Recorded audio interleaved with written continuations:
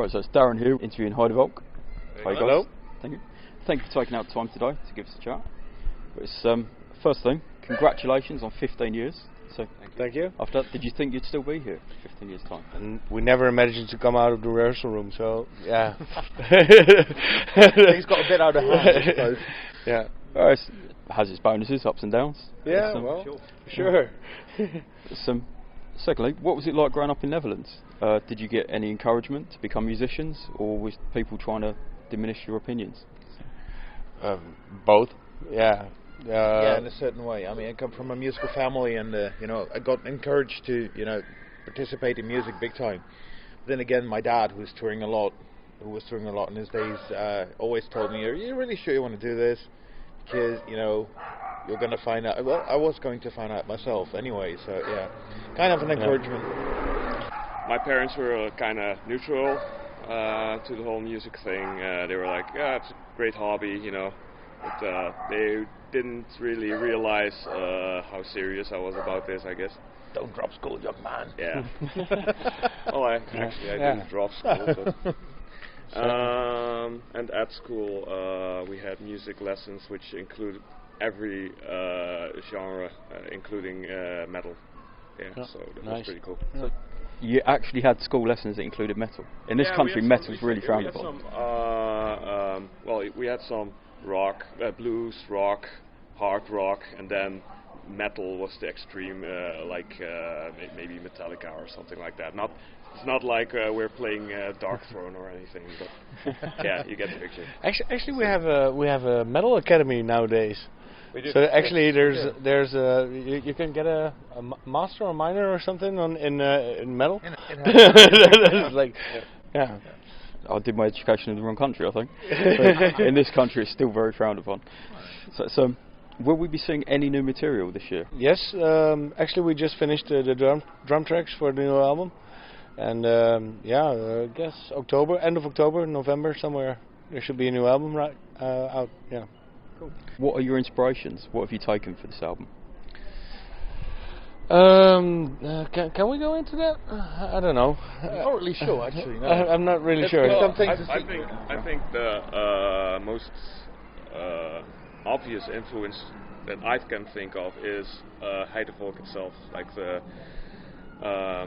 spectrum from Heidevolk in the beginning till up to Veluwe. That whole it's like having like a smorgasbord of mix and match. Heidevolk, Mix and match, yeah. Well, of course, it's always a process. There was a lot of lineup changes, so yeah. And that's included. Different Rebellion is in there. Yeah. And there's a lot of change and struggle. Yeah, And there's also a time frame where we connected it to, but yeah, therefore you have to listen to the album. Cool, I definitely will be. Yeah. With that, again, touring, do you have any funny tour stories or anything that's strange that's happened on tour?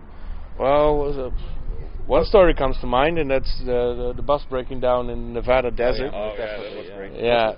And, great and horrible. Yeah. Oh, luckily it just progressed in how bad the situation became. Yeah, it was kind of like Murphy's Law brought into practice, like really. So first we had this flat tire, and we were just standing there in the desert, and we just watched in the distance. We forgot to bring any drinking water. Which so is a stupid thing to do. So we're in the desert. We got whiskey and beer. We see Vega in the distance, and we were just like, we can walk that, and we just get out the bus. And by the time we were at the front of the bus, we're just like, no, we cannot make it. We went back inside. Yeah. And we had no air conditioning in the bus. No air conditioning, nothing anymore. And then it caught fire eventually. Well, first he drove to the he drove back to the at a certain point it was just too warm and getting dangerous. So the driver decided to run with the flat tire to the garage. Well, at least you guys survived. Today it's a sunny 12 degrees, so I'm probably going to die in a few hours. Yeah. Actually, this is the weather I most prefer, like sunny but not too cold, too warm or too cold. Anything with snow, I'm happy. Yeah, of course. That's okay. Again, wrong country, don't you? Don't start. we're just going to do a quick 10 quick fire questions. If that's okay. What music do you listen to while you're on tour?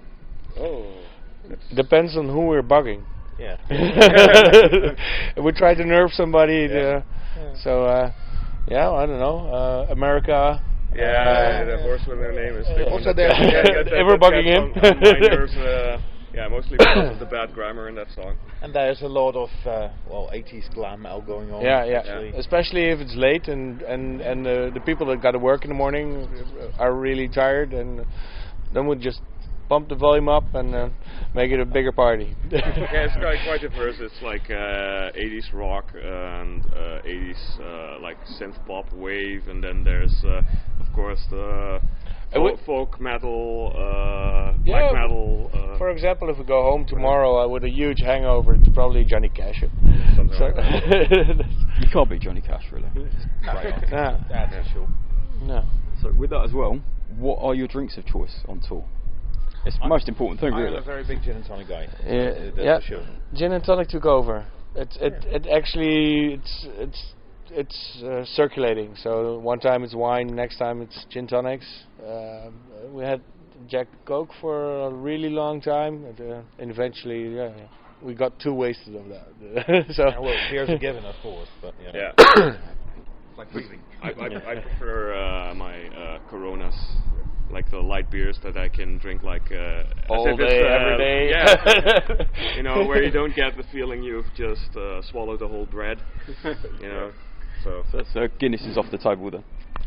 Occasionally, but, it's a bit heavy for doing it all day, I think. I've heard some terrible food stories about tour. What's your food been like on tour? This is a good one for you. Oh yeah. Actually, I can't complain. There's of course the spaghetti incident and the burrito incident. But I'm other still than fighting those, that burrito. That was yesterday. Yeah, that was a big mistake. Yeah. But mostly the food on the tours is Nowadays, great. Yeah? nowadays, yeah. Oh, you have more. Oh yeah, well, we had some vegetarians with us on the tour, and then I remember that we had this gig, and they just got like a schnitzel with the potato salad, and it's like, yeah, but this is not vegetarian. No, just eat around it, We have our. we had some cat food or something, and some pizza and a microwave. That was just the smell just gets me going again. It just they told us it was bolognese sauce, but I don't believe it. Never, ever, ever. It was out of a can. So yeah. Lucky, we're lucky now. So around the world, British food has got quite a bad reputation at the moment. How have you found the British food so far? Actually, I love the breakfast. Yeah, the the full English. I any day. Black pudding. Oh, I love it. Yeah.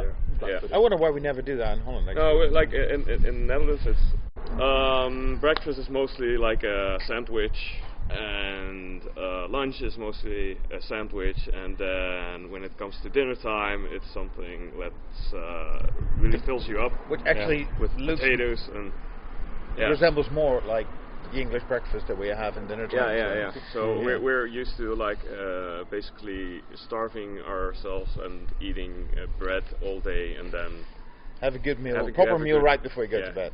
Yeah. Nice and heavy after a full day's drinking. No. But I really Well, the thing is, actually, I kind of miss some veggies. I didn't think I would say that, but after more than a week in the UK, there's some decent vegetables or like salad. Yeah, that couldn't hurt. I always think of the salad more as like a decoration thing, but when it's missing, it's really weird. In the end, you still need that. Yeah, you're like, I could go with a little bit of salad now. It's not always just garnish on the side. So another one. What guys do you do to keep yourself entertained on tour? Like, what movies do you watch? Do you play games, anything like that? We tell very bad jokes and puns, like really bad puns that get everyone laughing because of the cringe factor. That's mostly what we like, especially when we're on tour in a van now. It's not a nightlighter, so there's no there's no escaping it. No, there's no movie screen or anything No, like no. that. So yeah, it's just playing That songs and sing horribly out of tune Yep. with really bad songs. Yes, and bad puns and bad jokes. Well, And drinking, of course. Yeah. Well, drinking always comes into it. After 15 years of touring, out of all the bands you've toured with, who is your favourite band you've toured with? woo. Well, It's just it a is. question on your conscience, isn't it? Yeah. Well, all depends. The one band is better because it's a better influence to you as a musician. The other ones are better because the party is better or bigger. Yeah, so it really depends. I really liked the last European tour, partying with Finsterforst and Equilibrium. They're great to party with. Yeah. Yep, I was at the Underworld course, gig. yeah. The, It was the actually fluorescent the party glasses bus, was something yeah. to remember. Yeah. I remember a tour with Hailstorm, and that involved some drinking as well, so that was good fun. And as you all know, they are kind of crazy too, so it was a good match. Yeah. Also, what's the most memorable venue you've ever played at? Most memorable venue. Well, That's we- also a we- few. We played like Set 7 the most. Yeah. That's always a great one. It's That's a a good good one. For me, the O13 in Netherlands. It's I went there as a little kid, you know, and I was I just once in my life I want to play here. Now I got that off my list a few times, but I really love that. I have the same thing with the festival Grasbal Yes, in Belgium.